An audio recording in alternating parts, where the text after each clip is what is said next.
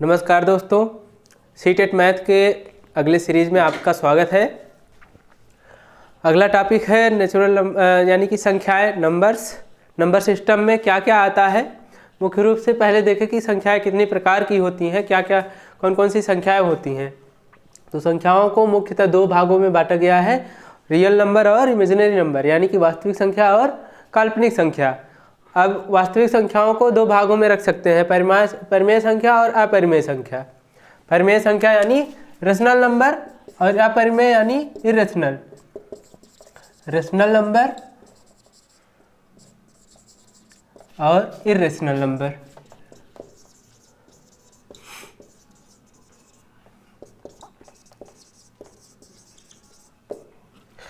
भिन्न, उसके बाद जो परिमेय संख्याएं हैं उनको दो पार्ट में रख सकते हैं, भिन्न यानी कि फ्रैक्शन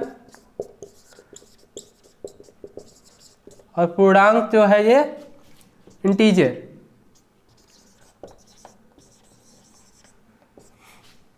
जो हमेशा भिन्न के ही रूप में रखे जा सकते हैं या दशमलव रूप में, वो भिन्न हो गए।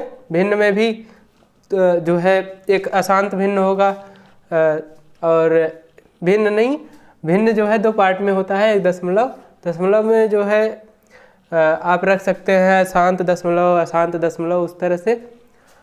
अब पूर्णांक जो है इंटीजर में दो तरह की संख्याएं होंगी। एक पूर्ण संख्याएं यानी कि होल नंबर, जिसमें 0 से स्टार्ट होकर के सारे पॉजिटिव नंबर होते हैं, यानी कि उसमें 0 भी होगा और जितने भी पॉजिटिव नंबर होते हैं 1 2 3 4 वो भी रहेंगे।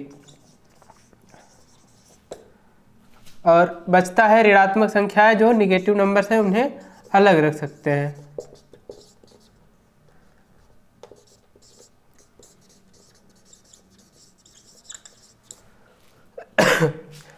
अब ये जो धनात्मक संख्या बचती हैं इन्हें नेचुरल नंबर कहा जाता है, प्राकृतिक संख्याएं।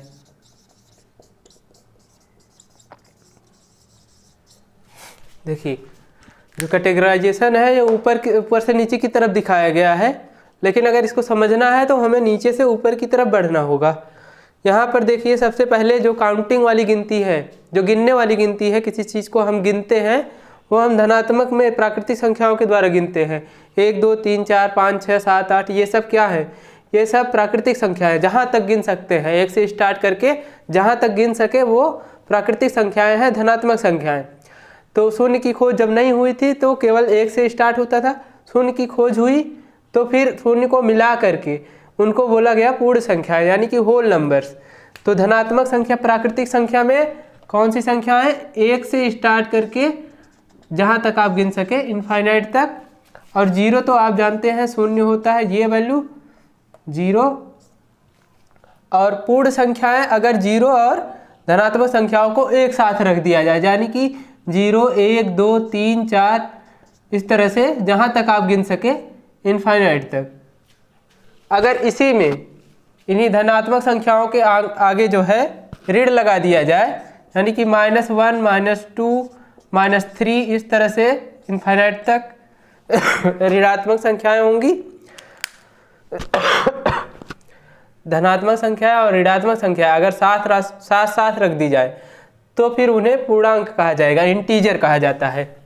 यानी जो इंटीजर होता है इसमें 0 भी होगा और माइनस वाले संख्याएं भी होंगे इधर की तरफ, यानी कि माइनस वाली संख्या उस तरफ इसलिए लिखी जा रही हैं क्योंकि 0 से छोटी होती हैं ये, और 0 से बड़ी देखी जाए तो 1 2 3 4 इस तरह से धनात्मक संख्याएं लिखी जा सकती हैं। तो ये हो गया आपका इंटीजर, यानी कि पूर्णांक संख्याओं का समुच्चय। फिर आता है भिन्न, जैसे कि 2/3 इस तरह से भिन्न होते हैं। तो भिन्न को हम पूर्णांक में नहीं लिख सकते, तो भिन्न में सारे भिन्न आ जाएंगे। उसके बाद परिमेय संख्या जो होती है, परिमेय संख्या में भिन्न भी होगा पूर्णांक भी होगा। क्यों? क्योंकि जो भिन्न है वह तो परिमेय माना ही जाता है। परिमेय की देखिए डिफिनीशन क्या है, a/b के रूप में रहे, यानी कि देखिए हम यहाँ पर लिख रहे हैं परिमेय संख्याएं a/b के रूप में होती हैं, जहाँ पर b की वैल्यू 0 नहीं होनी चाहिए, ऊपर 0 हो सकता है चलेगा, लेकिन b की जगह 0 नहीं होना चाहिए। b के अलावा कोई भी संख्या हो सकती है। तो अगर कोई पूर्णांक होता है जैसे कि 3 हो गया, तो हम हर में जो है 1 अपने आप लगा सकते हैं, उसकी वैल्यू में कोई चेंज नहीं होता है, क्योंकि जो हर में संख्या होती है इससे हम भाग देते हैं ऊपर वाली संख्या में। 1 से अगर हम इसकी संख्या में भाग देंगे तो कोई अंतर नहीं आएगा। इसलिए हम किसी भी पूर्णांक संख्या में बटे में 1 लिख सकते हैं, इसलिए इसको हम रेशनल नंबर में काउंट करते हैं। तो जितनी भी पूर्णांक संख्याएं हैं, इसके नीचे जितने तरह की आप संख्याएं देख रहे हैं सब रेशनल नंबर कही जाएंगी। और भिन्न भी रेशनल नंबर ऑलरेडी है, क्योंकि a बटे b के रूप में ये लिखा ही होता है। तो भिन्न और पूर्णांक को मिला करके रेशनल नंबर बनता है, परिमेय संख्याएं बनती हैं। अपरिमेय संख्याएं क्या हैं? ऐसी संख्याएं जिसको हम a बटे b के रूप में नहीं लिख सकते, भिन्न के रूप में नहीं लिख सकते, यानी कि परिमेय संख्याएं जो नहीं होती है उनको हम कहेंगे अपरिमेय संख्याएं। अपरिमेय संख्याएं होती हैं नॉन रिपीटिंग डेसिमल्स। इसका मतलब क्या हुआ कि ऐसी दशमलव संख्याएं जो ना तो रिपीट करे, यानी कि रिपीट नहीं करेगा, दोबारा उसमें संख्याएं आएंगी लेकिन लगातार उस तरह से एक ही संख्या बार बार नहीं आएगी, यानी कि या फिर एक क्रम में नहीं आएगी। देखिए जैसे ये संख्या है 6.777, ये क्या है? रिपीट कर रहा है, तो हम इसको इस तरह से लिख देते हैं और इसको हम भिन्न में बदल सकते हैं। तो भिन्न में जब बदल लिए तब तो परिमेय संख्या हो गई। अपरिमेय संख्या अगर लिखनी है तो यह रिपीट नहीं करना चाहिए, यानी कि 6 के बाद 7 आ गया, 8 आ गया, फिर से 7 आएगा तो 6 आ गया, यानी कि 7 के बाद दोबारा 8 नहीं आया। तो जो ये बार लगता है, जब एक ही तरह की संख्या बार बार रिपीट करती है तभी बार लगाया जाता है। अगर अलग अलग तरीके से अलग अलग क्रम में संख्याएं आ रही हैं और बढ़ती जा रही, ख़त्म नहीं हो रही है, तो फिर उसे अशांत दशमलव कहा जाता है। और यही संख्याएं होती हैं इर्रेशनल नंबर, यानी अपरिमेय संख्याएं। अपरिमेय संख्याएं क्या होती हैं? जैसे कि पाई हो गया, पाई की वैल्यू जो है वो समाप्त नहीं होती है, वो बढ़ती चली जाती है दशमलव के बाद। उसको 22/7 तो लिखा जाता है, लेकिन 22/7 ये भिन्न के रूप में है, और भिन्न के रूप में है तो ये परिमेय संख्या में होना चाहिए। लेकिन पाई की वैल्यू 22/7 एग्जैक्ट नहीं होती है, लगभग 22/7 के बराबर होती है। अगर एग्जैक्ट वैल्यू की बात करें तो एग्जैक्ट वैल्यू इसकी दशमलव में होती है, और 3.141 ऐसे करके बढ़ता चला जाता है, ख़त्म नहीं होता है, बहुत यानी कि ख़त्म ही नहीं होता है, बढ़ता चला जाता है दशमलव के बाद, इसलिए इसको अपरिमेय संख्या में रखा गया है। जैसे कि √2 हो गया, इसकी भी वैल्यू ख़त्म नहीं होती, दशमलव के बाद बढ़ती चली जाती है। तो ऐसी संख्याओं को हम अपरिमेय संख्या में रखते हैं। ठीक। तो अपरिमेय संख्याएं ऐसी संख्याएं जो दशमलव संख्याएं हैं, अशांत हैं, यानी कि बढ़ती चली जाए, और कुछ स्पेशल नंबर्स जैसे कि पाई है और √ में कोई ऐसा नंबर, √ में ऐसे नंबर जो होते हैं जो बाहर ना आ सके, जैसे कि 16 है, ये तो √ में 4 × 4 हो जाएगा, ये तो बाहर आ गया। अब ये क्या हो गया? ये तो पूर्णांक में आ गया, और पूर्णांक क्या होता है? परिमेय में होता है। तो यह √16 अपरिमेय नहीं है। अपरिमेय के लिए ऐसी संख्या जो √ से बाहर निकल के ना आ पाए, जैसे कि √2, √3, √5, इस तरह की संख्याएं अपरिमेय में होंगी। तो अपरिमेय संख्या आप समझ गए होंगे मुझे लगता है। आइए आगे बढ़ते हैं। अगर परिमेय संख्याएं और अपरिमेय संख्याएं सबको एक साथ रख लिया जाए तो उन्हें रियल नंबर्स कहते हैं, वास्तविक संख्याएं। तो अगर रियल नंबर पूछे तो इसके नीचे जितनी भी संख्याएं हैं सब संख्याएं रियल नंबर कहलाएंगी, बस एक तरह की नंबर को छोड़ करके, काल्पनिक नंबर, यानी कि जिसमें √ में निगेटिव नंबर आ जाए एक बार में। अब यहाँ क्या होगा? निगेटिव नंबर जैसे -3 हो गया, तो माइनस की √ में -1 की वैल्यू रखी जाती है i। तो फिर यहाँ पे क्या हो जाएगा, √-1 गुणे √3 कर देंगे तो i√3 लिखा जाएगा। ये हो गया इमेजिनरी नंबर। इमेजिनरी नंबर में i रखा जाता है जिसकी वैल्यू √-1 होती है। और इस तरह से अगर इसमें कोई रियल नंबर इसके आगे जुड़ जाए, जैसे 2 धन √3i, तो फिर इसे कॉम्प्लेक्स नंबर कहा जाता है, जिसमें रियल और इमेजिनरी नंबर दोनों जोड़ के रखे जाते हैं, वो कॉम्प्लेक्स नंबर होते हैं। कॉम्प्लेक्स नंबर आएंगे नहीं इसमें। हमें देखना है कि रियल नंबर जो है वो क्या है।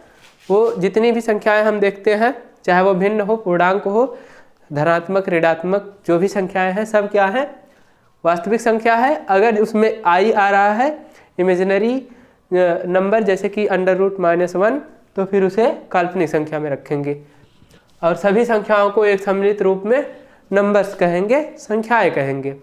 ये तो हो गई कि ऊपर ऊपर डिफिनीशन की बात। अब हम देखेंगे कि धनात्मक संख्याओं में कुछ संख्याएं ऐसी होती हैं जिनको सम कहा जाता है, कुछ संख्याओं को विषम कहा जाता है, कुछ संख्याओं को भाज्य कहा जाता है, कुछ संख्याओं को अभाज्य कहा जाता है, कुछ संख्याएं सह अभाज्य होती हैं। तो इन सब के बारे में पढ़ते हैं, आइए देखते हैं।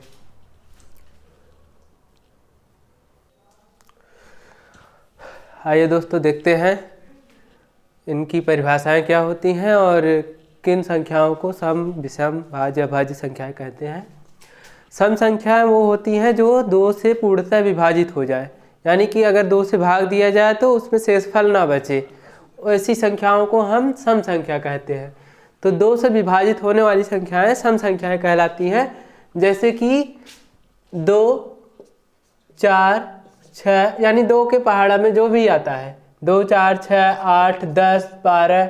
और कोई अगर बड़ी संख्याओं में देखे, इसको छोड़ करके आगे बढ़े बड़ी संख्याओं में, तो 98, 100, 102, 436 अगर देखा जाए तो इकाई का अंक जो होगा वो 0, 2, 4, 6, 8 होना चाहिए। तो 0 भी 2 से विभाज्य है। क्यों? क्योंकि 2 से अगर भाग दे तो 2 शून्य जा शून्य, तो ये भी 2 से जो है कटने पर जो है शेषफल 0 दे रहा है, इसलिए 0 भी क्या है, सम संख्या है। तो अगर इकाई की जगह पर 0, 2, 4, 6, 8 इनमें से कोई भी संख्या आ रही है तो वो सम संख्या होगी, यानी वह 2 से पूर्णतः विभाजित होगी। जैसे कि 481, बताइए सम है कि विषम है? तो यह देखिए इकाई अंक पर वह 1 है और 1 सम संख्या में नहीं आती है। सम संख्या में हमेशा 0, 2, 4, 6, 8 इकाई की जगह पर होना चाहिए, तभी वह सम संख्या कही जाएगी। यानी कि 48 यह सम संख्या है कि नहीं? 8 है इकाई पर, यानी कि यह सम संख्या है। तो कितनी भी बड़ी संख्या लिखी जाए, 2, 6, 7, 8, 9, 1, 3, 4, अगर लास्ट में 0, 2, 4, 6, 8 में से कोई भी एक संख्या आ जाती है तो ये पूरी संख्या क्या कही जाएगी? सम संख्या कही जाएगी। इतनी बड़ी संख्या 2 से कट जाएगी। हम केवल इकाई के अंक को देख करके बता सकते हैं कि ये पूरी संख्या 2 से अगर भाग दिया जाए तो शेषफल 0 आएगा। ठीक है, तो ये जो है सम संख्या है। बात आती है विषम संख्या की। तो ऐसी संख्याएं जो 2 से न कटे उसे विषम संख्याएं कहते हैं। अब 2 से कटने वाली संख्याएं लिख लिए हैं तो 2 से न कटने वाली संख्याएं वही होंगी जो उसमें न आई हो। तो 0 तो आ गया, वहाँ 1 नहीं आया है, इसी तरह से 3 नहीं आया है, 5, 7, 9, 11, 13, 15, 17, इस तरह से 19, 21। हम देख रहे हैं इकाई का अंक क्या है, 1, 3, 5, 7, 9, 1, 3, 5, 7, 9, यानी कि इकाई की जगह पर अगर 1, 3, 7, 5, 9 में से कोई भी संख्या आती है तब वह संख्या विषम होगी और वह 2 से काटने पर 1 शेषफल देगी, यानी कि वह 0 शेषफल नहीं देगी। उसमें जब हम उसको भाग देंगे, जैसे 481 में इकाई का अंक क्या है? इकाई का अंक 1 है और यह एक विषम संख्या है। जब 2 से डिवाइड किया जाएगा, 2 से भाग दिया जाएगा तो हम देखें तो 2 दूनी 4 और 8 यहाँ आया, 2 चौके 8 और 1 यहाँ पे आया है, 0 लग जाएगा, शेषफल 1 आ गया, 2 से नहीं कटा, तो यह क्या है, विषम संख्या है। यानी इकाई की जगह अगर 0, 2, 4, 6, 8 में से आ रहा है कोई भी संख्या, तब वह सम संख्या होगी। विषम संख्या वह होगी जो 2 से ना कटे और इकाई की संख्या इसकी क्या होती है, 1, 3, 5, 7, 9 होती है। अब देखिए भाज्य संख्याएं क्या होती है और अभाज्य संख्याएं। देखिए भाज्य संख्याएं और अभाज्य संख्या, कई लोग बताते हैं कैसे। अभाज्य संख्या वो होती है जो केवल खुद से कटती है और किसी से नहीं कटती, तो फिर गलत हो जाता है। उसमें जब पूछ लिया जाता है कि एक अभाज्य है कि भाज्य, तो एक तो खुद से कट रही है और किसी से नहीं कट रही है, तो इस स्थिति में यह परिभाषा गलत निकल के आ जाती है और ये बताया जाता है कि अभाज्य जो नहीं है वो भाज्य है, तो ये परिभाषा गलत हो जाती है। तो इसके लिए हम परिभाषा देखें कि अभाज्य संख्या की परिभाषा वास्तव में होती क्या है। अभाज्य संख्या की परिभाषा उसे कहते हैं, यानी कि ऐसी संख्या जिसके गुणनखंड केवल 2 हों, यानी कि जिसके केवल 2 गुणनखंड हो वह अभाज्य संख्या कहलाती है। जिसकी 2 से ज़्यादा गुणनखंड होंगी उसे भाज्य संख्या कहते हैं।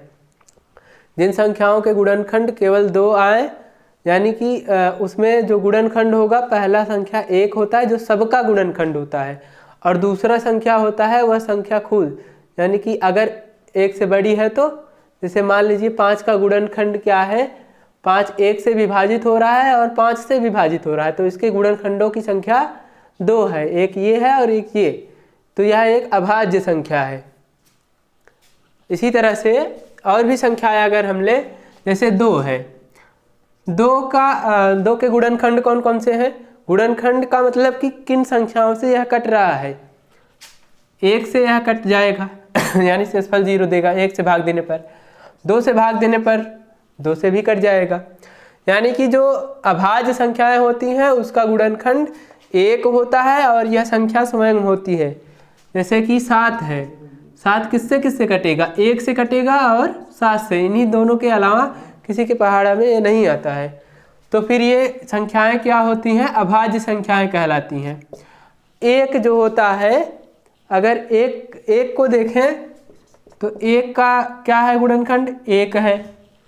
1 के अलावा अगर इसके स्वयं की बात करें तो है ही नहीं, क्योंकि ये 1 ही आ रहा है, स्वयं भी 1 है और 1 वैसे भी है, तो इसके गुणनखंडों की संख्या कितनी है, केवल 1, इसलिए यह अभाज्य संख्या नहीं है।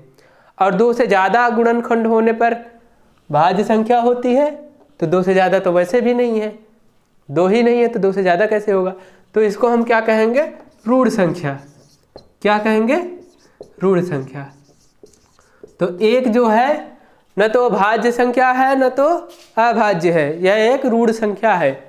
अब पता करते हैं भाज्य संख्याएं कौन सी होती हैं। भाज्य संख्याएं वो होती हैं जिनके गुणनखंडों की संख्या 2 से ज़्यादा हो। तो गुणनखंड अगर निकालते हैं तो इसका गुणनखंड क्या होगा, 2 से ज़्यादा होगा। जैसे कि 4 का गुणनखंड हम क्या करते हैं, 1 से यह कटता है, 1 के टेबल में आएगा, 2 के पहाड़ा में आएगा, 4 के पहाड़ा में आएगा, तो इसके गुणनखंडों की संख्या 4 हो गई। तो यह एक भाज्य संख्या है। क्या है ये, भाज्य संख्या है 4। अब हमने देखा 1 को देख लिया, 2 को देख लिया, 3 को नहीं देखा हमने। चलो 3 को पता करते हैं भाज्य है कि अभाज्य। 1 होगा, 1 से कटेगा, 3 से कटेगा और किसी से नहीं कटेगा, यानी 3 भी अभाज्य संख्या है और 4 जो है भाज्य संख्या है। तो देखा जाए हम कह सकते हैं कि सबसे छोटी अभाज्य संख्या 2 है और सबसे छोटी भाज्य संख्या 4 है। सबसे छोटी अभाज्य संख्या 2 है, सबसे छोटी भाज्य संख्या 4 है, अब इससे बड़ी ही होगी। अब देखें कि 1 से अगर हम स्टार्ट करें तो कौन कौन सी संख्याएं भाज्य हैं, कौन कौन सी अभाज्य हैं। वही एक की परिभाषा में दिक्कत होती है कि 1 भाज्य होता है कि अभाज्य होता है। तो 1 रूढ़ संख्या है, 1 अभाज्य नहीं है, न ही भाज्य है। तो बाकी संख्याओं को हम चेक कर सकते हैं कि उसका गुणनखंड जो होगा यानी कि वो किससे विभाजित होगा, स्वयं से विभाजित होगा और 1 से विभाजित होगा। यानी कि कुल मिला करके 2 गुणनखंड होने चाहिए उसके।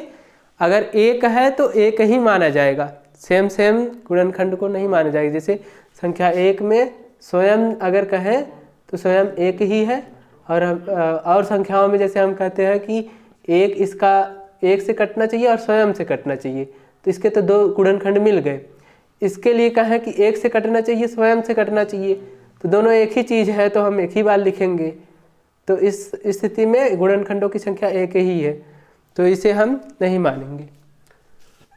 तो ध्यान रखेंगे परिभाषा देते समय कि अभाज्य संख्या में गुणनखंडों की संख्या 2 होनी चाहिए। 1 क्या था, 1 इनमें से कोई नहीं था, 2 अभाज्य था, 3 अभाज्य था, 4 भाज्य है, 5 अभाज्य है, 5 अभाज्य है, 7 6 भाज्य है। 6 का अगर निकाले तो 6 का 1 भी होगा, 2 भी होगा, 3 भी होगा और 6 भी होगा। इन चारों संख्याओं से यह कटता है। 2 से ज़्यादा गुणनखंड है तो भाज्य हो गया। 7 अभाज्य है, 8 भाज्य है, 9 भाज्य है, 10 भी भाज्य है, 11 अभाज्य है, 12 भाज्य, 13 अभाज्य, 14 भाज्य, 15 3 से कटता है तो 15 भाज्य, 16 भी कटता है, 16 भी किसी न किसी संख्या से कटता है, 17 नहीं कटता, 18 भी कट जाता है, 19 यहाँ आएगा, 20 नहीं कटता है, 20 कट जाएगा, 19 नहीं कटता है, 21 भी कट जाएगा 3 से, इसलिए 21 भाज्य है। और क्या, 22 23 अभाज्य है। इस तरह से अगर हम निकालें 1 से लेकर के 50 तक की संख्याओं में कुल अभाज्य संख्याएं 15 होती हैं। 1 से लेकर के 100 तक अगर चेक करें तो कुल मिलाकर के 25 अभाज्य संख्याएं निकल करके आती हैं। 1 से 100 तक कुल 1 से 25 अभाज्य संख्याएं, कुल 25 अभाज्य संख्याएं होती हैं। ठीक, और सबसे छोटी भाज्य संख्या 4 है। सम संख्या सबसे छोटी 0 है, विषम संख्या सबसे छोटी 1 है। ठीक, अब बात आती है कि अब ये सह अभाज्य क्या है। सह अभाज्य और युग्म अभाज्य में क्या अंतर है, को प्राइम और ट्विन प्राइम। तो छोटी सी बात, केवल इन दोनों में डिफरेंस है, ध्यान देंगे तभी समझ पाएंगे। सह अभाज्य में 2 संख्याएं होंगी। इसके पहले तुम्हें जो है गुणनखंड निकालना जानना चाहिए, गुणनखंड जो है पता होना चाहिए। 23 है जैसे और 24, तो गुणनखंड अगर जानते होते और एलसीएम एचसीएफ तब ज़्यादा समझ पाते। लेकिन हमें लगता है कि आप लोग पढ़े हैं तो जानते ही होंगे, हम बता रहे हैं यहाँ पर, लेकिन जब गुणनखंड बताएंगे तो वहाँ पर भी एक बार और रिपीट करेंगे इसे। अगर इसका जो है गुणनखंड निकाला और इसका कोई कॉमन फैक्टर मिल रहा है कि नहीं मिल रहा है, इन दोनों में कॉमन फैक्टर नहीं मिलेगा, यानी कि दोनों का गुणनखंड जो होगा, गुणनखंड का मतलब कि किन संख्याओं से यह कट रहा है। जैसे कि 4 और 6 है, 4 और 6 में अगर हम गुणनखंड निकालें तो यह किससे कटता है, 1 से कटता है, 2 से कटता है, 4 से, और 6 1 से कटता है, 2 से कटता है, 3 से कटता है और 6 से कटता है। अब एक चीज़ देखिए कि दोनों में कोई ऐसा कॉमन फैक्टर तो नहीं है, कॉमन गुणनखंड। ये देखिए 2 जो है दोनों में है, 1 को निगलेक्ट कीजिए, देखिए 1 से तो सब कटेंगे, इसलिए 1 को हम नहीं काउंट करेंगे। 1 के अलावा अगर चलो काउंट कर भी लेते हैं, तो जब हम को प्राइम बताने लगेंगे तो बताएंगे कि उसका गुणनखंड जो है केवल 1 होना चाहिए, 1 के अलावा नहीं, तब वो को प्राइम कहे जाएंगे। अगर कोई भी फैक्टर कॉमन मिल रहा है तो फिर उन्हें सह अभाज्य नहीं कहेंगे। सह अभाज्य संख्याएं वो होती हैं जिनके कॉमन फैक्टर कोई न मिले, केवल 1 मिले, यानी कि कॉमन फैक्टर उसका कॉमन फैक्टर 1 होना चाहिए। जैसे कि 5 और 6, 5 का गुणनखंड 1 5 इसका 1 2 3 6। अब बताओ 1 के अलावा ऐसी कोई संख्या है जो दोनों में मिल रही है? नहीं मिल रही है। केवल एक ही ऐसी संख्या है जो इन दोनों में मिल रही है, तो इसका HCF जो होगा वो 1 आएगा, कॉमन फैक्टर। कॉमन फैक्टर यानी कि जो दोनों में मिले फैक्टर, ऐसा गुणनखंड जो दोनों में हो, तो फिर उसे यानी समान अपवर्तक जो है इसका 1 होना चाहिए, तब उसे हम सह अभाज्य या युग्म अभाज्य में से काउंट करेंगे। अभी देखो दोनों के लिए यही है कैटेगरी, लेकिन दिक्कत क्या है, दोनों में अंतर क्या है? दोनों में जो कॉमन फैक्टर मिल रहा है 1 के अलावा कुछ नहीं मिलना चाहिए, सहअभाज्य में भी युग्म अभाज्य में भी। लेकिन जो अंतर है वो ये है, सहअभाज्य में कोई भी संख्या हो सकती है, दो संख्याओं का जोड़ा जो होगा उसमें कोई भी संख्या हो सकती है, भाज्य हो चाहे अभाज्य हो। जैसे कि ये दोनों भाज्य संख्याएं हैं और यहाँ पर दोनों ही एक अभाज्य है और एक भाज्य संख्या है। ठीक है, तो बताइए ये किस में आएगा? को प्राइम में आएगा कि ट्विन प्राइम में? या को प्राइम में आएगा। जरूरी नहीं है कि दोनों ही अभाज्य संख्याएं हैं, इसका नाम सह अभाज्य रखा जाएगा, लेकिन देखा जाए तो 6 जो है 6, यह अभाज्य संख्या नहीं है, यह भाज्य संख्या है। लेकिन दोनों का जो कॉमन फैक्टर है वह 1 के अलावा कुछ नहीं मिल रहा है, इसलिए इसको हम कहेंगे क्या? सह अभाज्य संख्या। ऐसी दो संख्याएं जिनका कॉमन फैक्टर केवल 1 होता है, चाहे वो भाज्य संख्याओं में से हो चाहे अभाज्य संख्याओं में से। अगर उनका फैक्टर 1 के अलावा कुछ नहीं मिल रहा है तो फिर वह सह अभाज्य संख्याएं कह जाएंगी। यानी कि सह अभाज्य संख्याओं में केवल 2 ही संख्याएं नहीं होंगी, 2 से ज़्यादा भी संख्याएं हम ले सकते हैं। जैसे कि ये कुछ संख्याएं हैं 15 और 17 नहीं, हम लेंगे 1 मिनट 49 और 121। ये 3 संख्याएं हैं सहअभाज्य में। हमें पता करना है कि ये सहअभाज्य है कि नहीं। को प्राइम के लिए क्या है इसका फैक्टर निकालेंगे और इनका अंतर भी ध्यान दीजिए। ये 15 है, इससे बहुत दूर ये संख्या, और ये भी बहुत दूर संख्या है, इसके कई संख्याओं के बाद ये आता है। इनका जब फैक्टर निकालेंगे तो 1 3 5 और 15 ये होंगे फैक्टर इसके। इसका फैक्टर 1 7 और 49। 121 का फैक्टर 1 11 और 121। केवल एक ही कॉमन फैक्टर है, 1 के अलावा कोई कॉमन फैक्टर नहीं है। तो फिर इसे हम क्या कहेंगे कि ये तीनों संख्याएं सहअभाज्य हैं, यानी कि को प्राइम है। तीनों संख्या कैसी हैं? को प्राइम है, सहअभाज्य हैं। अब युग्म अभाज्य क्या होता है? ऐसी 2 संख्याएं, इसमें केवल 2 संख्याएं होंगी, 2 के अलावा 3 नहीं हो सकती। ऐसी 2 संख्याएं जिनका अंतर 2 हो और दोनों अभाज्य संख्याएं हों। देखिए जैसे कि 5 और 7, इनका अंतर क्या है? 2 है, यानी कि इससे 2 अंक आगे, है ना। ऐसी 2 संख्याएं जिनका अंतर 2 हो और दोनों ही अभाज्य संख्याएं हैं, तभी उन्हें युग्म अभाज्य कहा जाएगा। युग्म अभाज्य होता है 2 में अगर 3 करें, इसके तुरंत बाद आ रहा है, 2 का अंतर नहीं मिल रहा है, तो ये युग्म अभाज्य नहीं कहे जाएंगे। फिर 3 और 5 यह युग्म अभाज्य कहा जाएगा, क्योंकि इनका अंतर क्या है? 2 है। इनमें अंतर कितना है? 2 है। अगर इसको घटाया जाए तो 2 मिलेगा, और दोनों ही अभाज्य संख्याएं हैं। दोनों ही अभाज्य संख्याएं हैं, इनका अंतर भी 2 है, तो फिर यह युग्म अभाज्य कहा जाएगा। और युग्म अभाज्य 5 और 7 है, दोनों अभाज्य संख्याएं हैं, दोनों का अंतर 2 है, यह भी क्या हो गया? युग्म अभाज्य। इसी तरह से 7 और 9 क्या है? 7 और 9 तो अभाज्य संख्या नहीं है, तो ये देखिए ये को प्राइम में आएंगे, यानी कि इसमें से एक भाज्य है, एक अभाज्य है, एक भाज्य है। इनका अंतर 2 तो है, लेकिन यह अभाज्य नहीं है और इनका फैक्टर भी 1 ही मिल रहा है, कॉमन फैक्टर। लेकिन क्या है कि एक जो है एक संख्या यह भाज्य हो जा रही है, इसकी वजह से हम युग्म अभाज्य में इसे नहीं रखेंगे।